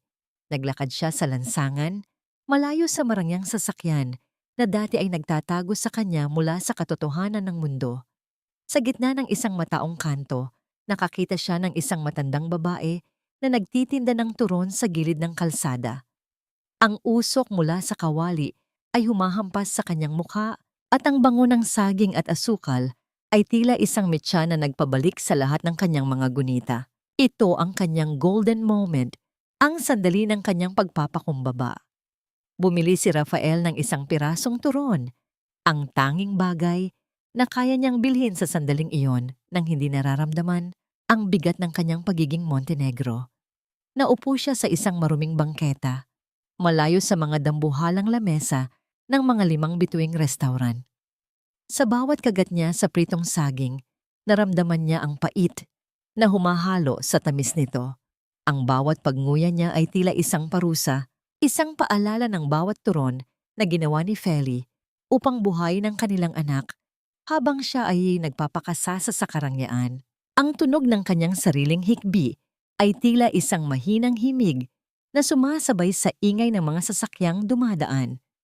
Sa unang pagkakataon, hindi na si Rafael Montenegro ang makapangyarihang negosyante. Siya ay isang lalaking nawalan ng lahat. Isang lalaking nagugutom hindi sa pagkain, kundi sa kapatawararan ng mga taong kanyang inapakan. Ang bawat patak ng kanyang luha na humahalo sa asukal ng turon ay simbolo ng kanyang paggising. Isang masakit na paggising na ang tunay na yaman ay hindi nasa loob ng mansyon, kundi nasa mga pusong tinalikuran niya sa gitna ng ulan. Nang matapos niyang kainin ang turon, tumayo si Rafael at tiningnan ang madilim na kalsada. Alam niyang wala na siyang babalikang imperyo. Alam niyang wala nang natitira sa kanyang pangalan, kundi ang kahihiyan. Ngunit sa gitna ng kanyang pagkawasak, may isang mithiin na nabuo sa kanyang isipan. Kailangan niyang hanapin si Feli. Kailangan niyang hanapin si Maya. Hindi para hingin ang kanyang posisyon, kundi para patunayan na ang dugong Montenegro na dumadaloy sa kanya ay maari pa ring maging malinis sa pamamagitan ng tunay na pagsisisi. Nagtungo siya sa dating tinutuluyan ni Feli sa Kuochuot, ngunit tanging isang bakanting silid at isang nakakandadong pintuan ang tumambad sa kanya. Ang katahimikan ng eskinita ay tila isang malakas na sigaw na nagsasabing huli na siya. Ang bawat bakas ng kanilang buhay ay tila tinangay na ng hangin. Iniwan siyang mag-isa sa gitna ng kadiliman na siya rin ang may gawa. Ang bawat hakbang ni Rafael sa maalikabok na daan ng maliit na baryo ng San Isidro ay tila isang paglalakad sa gitna ng nagbabagang uling. Ang sikat ng araw ay matindi, humahampas sa kanyang balat na dati ay nasanay lamang sa malamig na hangin ng aircon sa loob ng kanyang opisina. Dala niya ang isang luma at mabigat na bag. Ang kanyang mga kamay na dati ay tanging panulat at mamahaling relo lamang, ang hawak ay puno na ngayon ng mga paltos. Walang marangyang sasakyan, walang mga asistent, at walang pangalang Montenegro na magbibigay sa kanya ng espesyal na pagtrato. Siya ay isa na lamang estranghero na naghahanap ng daan patungo sa kapatawaran matapos ang ilang linggong paghahanap. At sa tulong ng isang lihim na impormasyon mula kay Diego, natunto ni Rafael ang kinalalagyan ni Feli. Isang maliit na kubo na nakatayo sa gilid ng dalampasigan na paliligiran ng mga puno ng niyog at amoy ng dagat, ang naging bagong santuwaryo ng mag-ina. Mula sa malayo, nakita ni Rafael si Feli. Ang kanyang buhok ay nakatali ng maayos, ang kanyang balat ay mas naging kayumanggi dahil sa init ng araw at ang kanyang mga mata ay nakatitig sa malawak na asul na karagatan habang naglaladlad ng mga tinuyong isda. Ito ang golden moment ni Rafael, ang makita ang kapayapaan sa mukha ni Feli na siya mismo ang nagnakaw, 8 taon na ang nakalilipas. Ang bawat galaw ni Feli ay puno ng pagtitiis at dangal, isang uri ng yaman na hinding-hindi mabibili ng kahit anong halaga ng ginto. Dahan-dahang lumapit si Rafael, ang tunog ng kanyang mga paa na tumatama sa tuyong buhangin ay tila isang babala na nagpalingon kay Feli. Nang magtama ang kanilang mga paningin, ang hangin ay tila tumigil sa pag-ihip. Ang kislap ng galit sa mga mata ni Feli ay mabilis na bumalik. Tila isang apoy na biglang nabulabog. Binitawan niya ang basket na hawak at tumayo ng tuwid. Ang kanyang anyo ay tila isang pader na hindi kayang tibagin ng kahit anong bagyo. Anong ginagawa mo rito, Rafael? Ang boses ni Feli ay malamig. Mas malamig pa sa simoy ng dagat sa madaling araw. Paano mo nalaman ang lugar na ito? Hindi ba't sapat na ang lahat ng sakit na ibinigay mo sa amin sa Maynila? Feli, nakikiusap ako. Hayaan mo akong magpaliwanag. Ang boses ni Rafael ay basag, puno ng pagsisisi na hindi na kayang itago. Wala na akong lahat, Feli. Iniwan ko ang kumpanya, ang mansyon, ang lahat ng kasinungalingan ng aking ina. Narito ako dahil gusto kong bumawi sa inyo ni Maya. Isang mapait na tawa ang kumawala sa mga labib ni Feli Isang tunog na tila humihiwa sa puso ni Rafael. Bumawi? Rafael, nakikita mo ba ang mga pilat sa mga kamay ko? Nakikita mo ba ang takot sa mga mata ng anak ko tuwing may nakikita siyang mamahaling sasakyan? Hindi nabibili ng pagsisisi ang 8 taon ng gutom, pagtatago, at pangungutya. 8 taon kaming namuhay na parang basura dahil sa kaduwagan mo. Walang halaga ang iyong sorry sa harap ng mga luhang ibinuhos namin.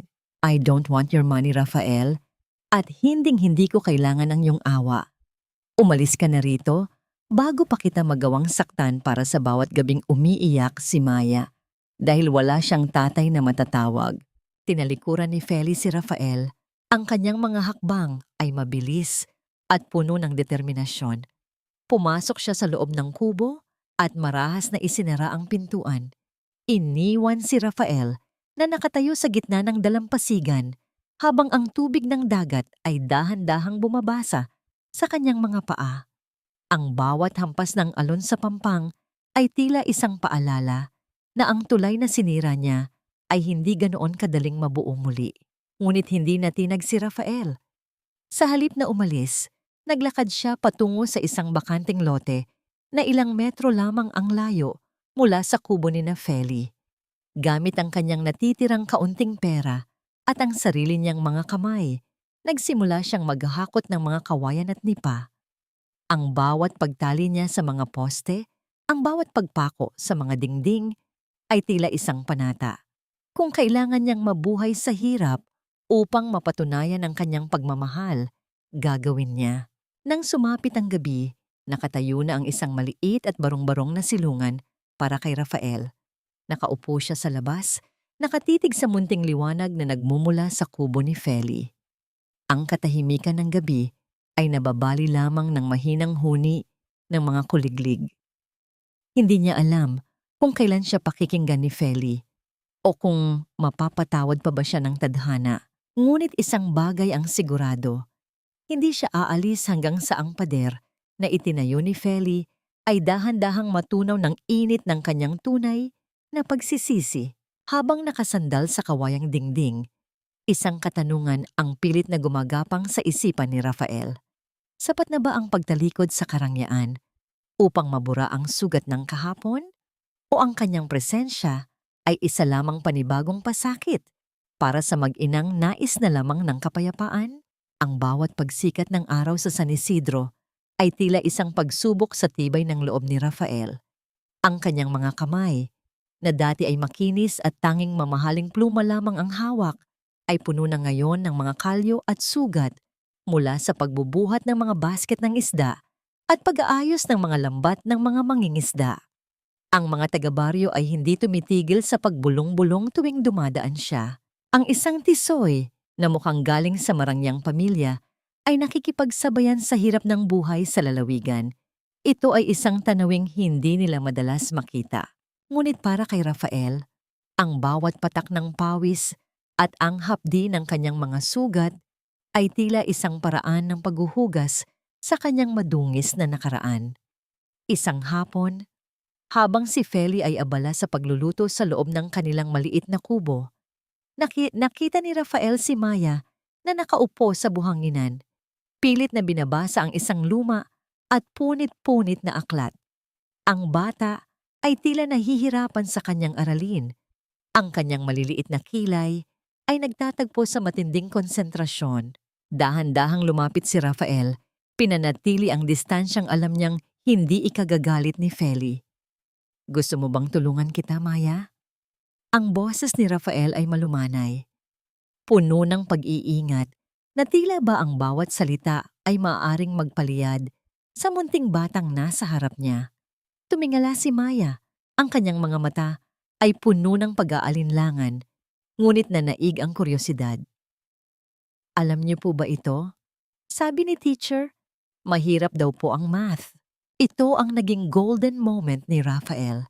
Ang dating bilyonaryo na nagpapatakbo ng dambuhalang korporasyon ay nakaupo na ngayon sa mainit na buhangin, gumagamit ng isang maliit na patpat upang isulat ang mga numero sa lupa. Sa loob ng isang oras, ang mundo ni Rafael at Maya ay naging isa. Ang tunog ng tawanan ng bata nang makuha ang tamang sagot ay tila pinakamagandang musika na narinig ni Rafael sa buong buhay niya. Sa sandaling iyon, ang lahat ng ginto sa mundo ay tila walang halaga kumpara sa ningning ng mga mata ng kanyang anak. Mula sa bintana ng kubo, tahimik na nagmamasid si Feli.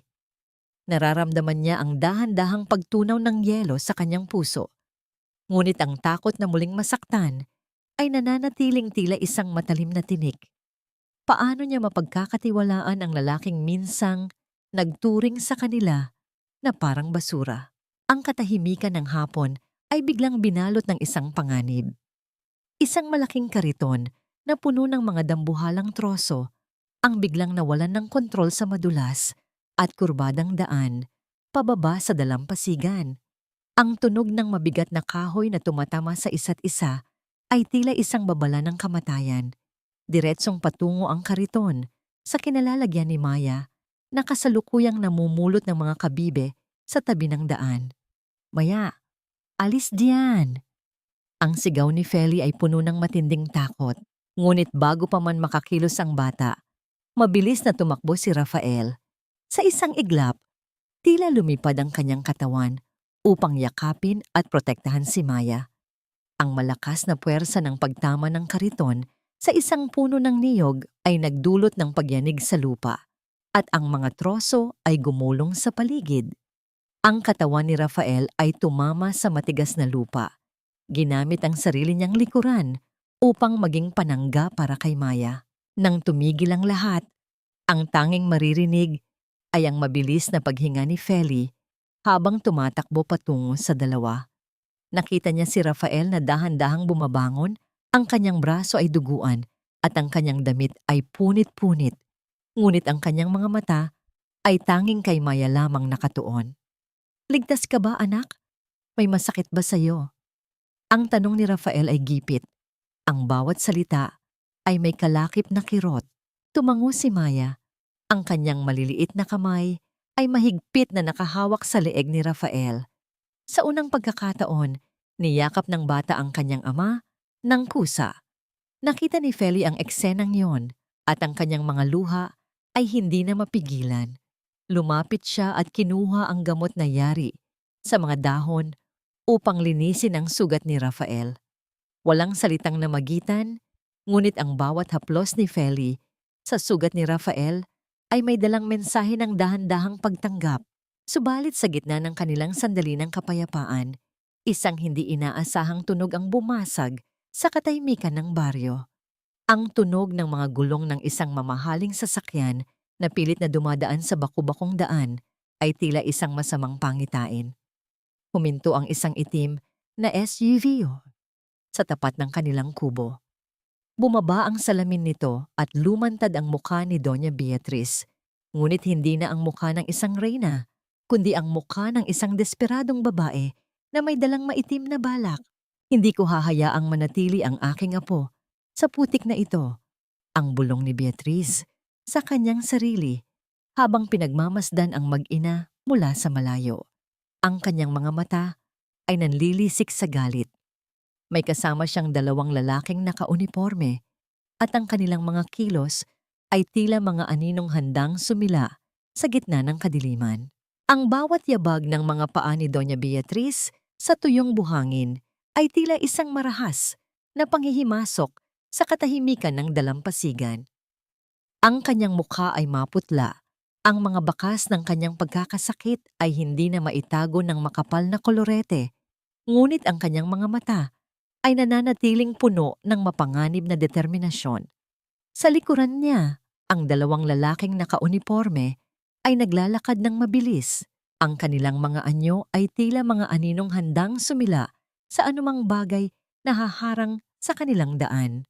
"Ibigay mo sa akin ang bata, Felicidad." Ang boses ni Beatriz ay paos, ngunit puno ng awtoridad na hindi tumatanggap ng pagtanggi. "Hindi mo siya pag-aari. Siya ay isang Montenegro at hinding-hindi ko papayagang mabulok ang aking apo sa ganitong uri ng pamumuhay. Dadalhin ko siya sa lugar kung saan siya nararapat." Mabilis na hinarang ni Feli ang kanyang katawan sa harap ni Maya. Ang kanyang mga kamay ay mahigpit na nakakapit sa balikat ng anak. Ang panginginig ng kanyang mga kalamnan ay hindi dahil sa takot, kundi dahil sa matinding pagkapuot na nagniningas sa kanyang dibdib. Wala kayong karapatang kunin siya. Ang batang itinaboy nyo at itinuring na basura ay hindi nyo na kailanman magagalaw. Umalis kayo rito bago ko tawagin ang buong baryo. Isang kumpas ng kamay ni Beatrice ang naging hudyat sa kanyang mga tauhan upang lumapit. Ngunit bago pa man sila makahakbang ng malayo, isang figura ang humarang sa pagitan nila. Si Rafael, na may benda pa rin sa braso at puno ng dumi ang damit mula sa nagdaang aksidente, ay tumayo ng matuwid. Ang kanyang mga mata, na dati ay puno ng pag-aalinlangan, ay nagniningning ngayon sa isang uri ng liwanag na hindi pa kailanman nakikita ni Beatrice. Ang liwanag ng isang amang handang pumatay at mamatay para sa kanyang anak. "Stop this, Mom!" Ang sigaw ni Rafael ay umaling-awngaw sa buong dalampasigan. Tila ba tinalo nito ang tunog ng mga alon. Huwag na huwag mong susubukang hawakan si Maya. Simula sa araw na ito, hindi na ako ang Rafael na sumusunod sa bawat utos mo. I am done with your lies and your obsession with our family name. Rafael, hiho, para sa iyo ang ginagawa ko. Ang pilit na pagmamanipula ni Beatrice, ang kanyang mga kamay ay nanginginig habang nakaturo kay Maya. Gusto mo bang lumaki ang anak mo na walang kinabukasan? I can give her everything. Wealth, power, and a name that matters.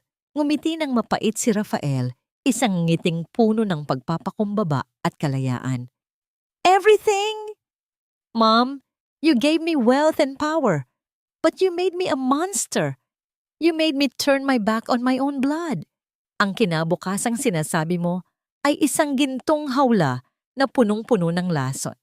If being a Montenegro means being like you, then I renounce it. Isinusuko ko na ang lahat, ang mana, ang kumpanya, at ang pangalang Montenegro. I would rather be a nobody who loves his daughter than a king who is alone in his palace. Ito ang golden moment ni Rafael, ang dahan-dahan niyang paglapit kay Beatrice, hindi upang saktan ito, kundi upang ipakita ang kanyang sugatang braso na nakayakap kay Maya. Ang kanyang mga kamay na dati ay tanging pera lamang ang kinikilala, ay mahigpit na nakahawak sa maliit na kamay ng bata. Sa harap ng kanyang ina, ipinakita ni Rafael ang tunay na lakas, ang lakas ng pagsasakripisyo. Hinding-hindi niyo na kami magagalaw, Mom. Ang huling babala ni Rafael. Umalis na kayo. At wag na kayong babalik. Ang pamilyang sinira niyo 8 taon na, ang nakalilipas, ay hindi niyo na kailanman muling mabibitak. Napatitig si Beatrice sa kanyang anak. Sa unang pagkakataon sa kanyang buhay, nakita niya ang isang bagay na hindi niya kayang mabili o manipulahin, ang wagas na pag-ibig. Ang kanyang katawan ay dahan-dahang nanghina. Ang kanyang awtoridad ay natunaw sa harap ng katotohanang nawala na sa kanya ang tanging bagay na tunay niyang pag-aari, ang pagmamahal ng kanyang anak. Nang walang imik, tumalikod si Beatrice at dahan-dahang naglakad patungo sa sasakyan. Ang kanyang anyo ay tila isang aninong unti-unting naglalaho sa dilim. Nang mawala ang sasakyan sa paningin, binalot ng katahimikan ang dalampasigan. Ang tanging maririnig ay ang mahinang paghinga ni Feli at Rafael. Dahan-dahang lumingon si Rafael kay Feli, ang kanyang mga mata ay puno ng pagsusumamo at huling-hiling ng kapatawaran. Feli, sorry sa lahat. Ang bulong ni Rafael. Dahan-dahang iniabot ni Feli ang kanyang kamay at hinawakan ang nanginginig na kamay ni Rafael. Hindi ito isang buong pagtanggap, ngunit ito ay isang simula. Ang init ng palad ni Feli ay tila isang gamot na dahan-dahang nagpapahilom sa malalim na sugat sa puso ni Rafael. Sa gitna ng kadiliman ng gabi, ang munting liwanag mula sa kanilang kubo ay tila isang parola na nagtuturo ng daan patungo sa isang bagong bukas, isang bukas na hindi na nakasandal sa ginto, kundi sa dugong nagbuklod sa kanila muli. Ang sikat ng araw sa dalampasigan ng San Isidro ay hindi na nakapapaso. Sa halip, ito ay tila isang mainit na yakap mula sa langit. Nagbibigay ng gintong kintab sa bawat alon na humahalik sa pampang. Ang amoy ng sariwang dagat ay humahalimuyak, sumasabay sa masarap na bango ng natutunaw na asukal at pritong saging na nagmumula sa isang maliit ngunit malinis na stall na yari sa kawayan. Sa itaas ng stall, may isang simpleng karatula na nakasulat sa makulay na pintura. Maya's Turon, tamis ng pag-ibig. Sa loob ng stall, makikita ang isang tanawing hinding-hindi aakalain ng sino mang nakakilala sa mga Montenegro noon. Si Rafael, na suot ang isang simpleng puting t-shirt at shorts, ay abala sa pag-ikot ng mga saging sa kawali. Ang kanyang mga kamay ay bihasa na sa paghawak ng sandok at ang bawat galaw niya ay puno ng pag-iingat at kagalakan. Wala na ang kanyang mamahaling relo at suit. Ang tanging palamuti sa kanyang braso ay ang mga pilat ng kanyang sakripisyo at ang bakas ng araw. Dahan-dahan lang, Rafael, baka masunog ang asukal. Ang malambing na paalala ni Feli habang tinutulungan ang mga mamimili. May isang matipid na ngiti sa kanyang mga labi. Isang nangiting hindi napilit, kundi puno ng dahan-dahang paghilom ng mga sugat ng nakaraan. Don't worry, mahal. Expert na ako rito, di ba, Maya? Tugon ni Rafael na may kasamang tawa habang kinindadata ng kanyang anak. Si Maya, na masigla na ang anyo at nagniningning ang mga mata, ay abala sa pag-ayos ng mga supot ng turon. Ang kanyang bawat hakbang ay puno ng buhay, malayo sa batang gusgusin at sakitin na nakatayo sa labas ng restaurant ilang buwan na ang nakalilipas. Ito ang kanilang golden moment. Ang makitang ang dating bilyonaryo at ang tindera ng turon ay magkatuwang na nagtatrabaho sa ilalim ng init ng araw. Hindi para sa ambisyon, kundi para sa pangarap ng kanilang anak. Mula sa malayo, ang balita tungkol kay Doña Beatriz ay tila isang bulong na lamang ng hangin. Matapos ang kanyang pagkatalo, pinili ng matanda na manirahan sa isang tahimik na kumbento sa probinsya upang doon ay dumanas ng pagsisisi at katarungan sa anyo ng katahimikan at pangungulila. Ang hiya na kanyang kinatatakutan, ang siya ring naging daan upang mahanap niya ang kanyang sarili sa gitna ng panalangin. Ang hustisya ay hindi laging dumarating sa anyo ng kulungan, kundi minsan ay sa anyo ng pag-iisa at pagharap sa sariling konsensya. Nang sumapit ang dapit hapon, isinara na nila ang stall. Naglakad ang tatlo sa tabi ng dalampasigan habang ang langit ay nagpapalit ng kulay mula asul patungong kahel at lila. Ang tunog ng mga alon na marahang tumatama sa kanilang mga paa ay tila isang mahinang himig ng pasasalamat. Walang mamahaling sapatos na humaharang sa kanilang pakiramdam sa malambot na buhangin. Mapa, tingnan niyo po ang araw. Ang ganda po, di ba? Sigaw ni Maya habang tumatakbo ng bahagya sa unahan. Huminto sina Feli at Rafael. Dahan-dahang inabot ni Rafael ang kamay ni Feli at mahigpit itong hinawakan. Sa pagkakataong ito, hindi na binawi ni Feli ang kanyang kamay. Ang init ng kanilang mga palad na nagtatagpo ay tila isang selyo ng bagong kasunduan. Isang pangakong ang bawat bukas ay haharapin nila ng magkasama. Gaano man kahirap ang daan. Salamat, Feli. Salamat sa pagbibigay sa akin ng pagkakataong matutunan kung ano ang tunay na halaga ng buhay. Ang bulong ni Rafael, ang kanyang mga mata, ay nakatitig sa papasikat na buwan. Hindi ito para sa akin, Rafael. Para ito kay Maya. Sagot ni Feli, ngunit may bahid ng pagmamahal sa kanyang boses na hindi na niya kayang itago. Pero salamat din, dahil pinatunayan mong ang dugo ay mas matimbang kaysa sa ginto. Mabilis na bumalik si Maya at pumagitna sa kanila.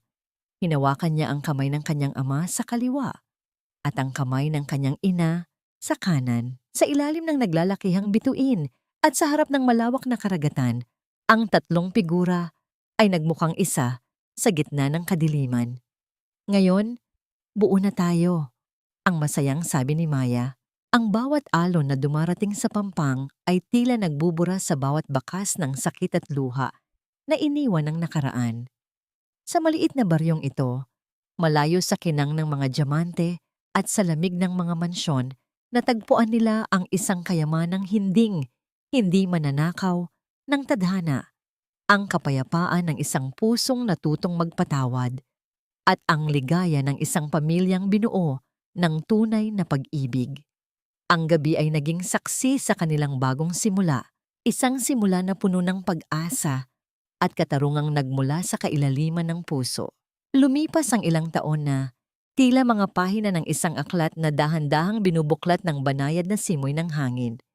Sa dalampasigan ng San Isidro, ang dati ay isang munting stall ng turon ay isa na ngayong masiglang kainan na dinadayo ng mga turista at lokal. Ngunit ang bango ng pinritong saging at asukal ay nananatiling kasing tamis ng alaala ng kanilang unang tagumpay. Ang bawat halakhak ni Maya na ngayon ay isang masigla at matalinong dalagita ay nagsisilbing patunay na ang mga sugat ng kahapon ay tuluyan ng naghilom sa ilalim ng kalinga ng pagmamahal. Ang katanungang kung tunay na bang nagpatawad si Felicidad ay nasagot na sa bawat pagtingin niya kay Rafael. Hindi man naging madali ang landas patungo sa muling pagtitiwala, ang pagpapakumbaba ni Rafael at ang kanyang walang sawang pagsisikap na maging isang mabuting ama at asawa, ang naging gamot sa pusong dati ay puno ng pait. Ang patawad ay hindi isang biglaang pangyayari, kundi isang proseso ng pagpili na iwanan ang dilim upang salubungin ang liwanag. Sa bawat hapon na magkasama silang nanonood ng paglubog ng araw, alam ni Feli na ang kapayapaang tinatamasa nila ay higit pa sa anumang hiling na ipinagdasal niya noon sa gitna ng ulan. Natagpuan na rin nila ang tunay na katarungan, isang katarungang hindi nanggaling sa korte, kundi sa katotohanang ang bawat isa sa kanila ay malaya na mula sa tanikala ng nakaraan. Si Doña Beatriz, sa kanyang huling mga sandali sa kumbento, ay nakahanap ng sariling kapayapaan matapos aminin ang kanyang mga pagkakamali sa isang huling liham para kay Rafael. Ang kanyang pag-iisa ay hindi na naging parusa, kundi isang pagkakataon para sa pagsisisi. Ang pangalang Montenegro ay hindi na naging simbolo ng kapangyarihan at pang-aapi, kundi naging paalala ng isang pamilyang marunong tumayo mula sa sariling pagkawasak. Ang aral na naiiwan sa bawat tagapakinig ng kanilang kwento ay simple ngunit malalim. Ang tunay na yaman ay hindi nasusukat sa kinang ng diamante o sa laki ng mansyon, kundi sa tibay ng mga ugat na nagbubuklod sa isang pamilya. Ang dugo ay maaaring magtakda ng ating pinagmulan, ngunit ang pag-ibig at sakripisyo ang nagtatakda ng ating patutunguhan. Sa mundong puno ng dusa at pagkakataon, ang pagpili sa tama kaysa sa madali ang nagbibigay ng tunay na dangal sa isang tao. Sa huling pagkakataon, pinagmasdan ni Rafael ang kanyang asawa at anak na naglalakad sa tabing dagat. Wala na ang kislap ng mga kamera at ang lamig ng korporasyon, ngunit ang init ng mga yakap at ang tamis ng kanilang simpleng buhay ay sapat na upang masabi niyang siya ang pinakamayamang tao sa mundo. Ang kwento ni Feli, Rafael at Maya ay isang paalala na hanggat may pagtanggap at pagsisisi, laging may bagong simula na naghihintay sa bawat biyernes ng ating buhay. Ang dugong Montenegro ay dumadaloy na ngayon ng may dangal, hindi dahil sa ginto, kundi dahil sa pag-ibig na nagbuklod sa kanila ng higit sa lahat.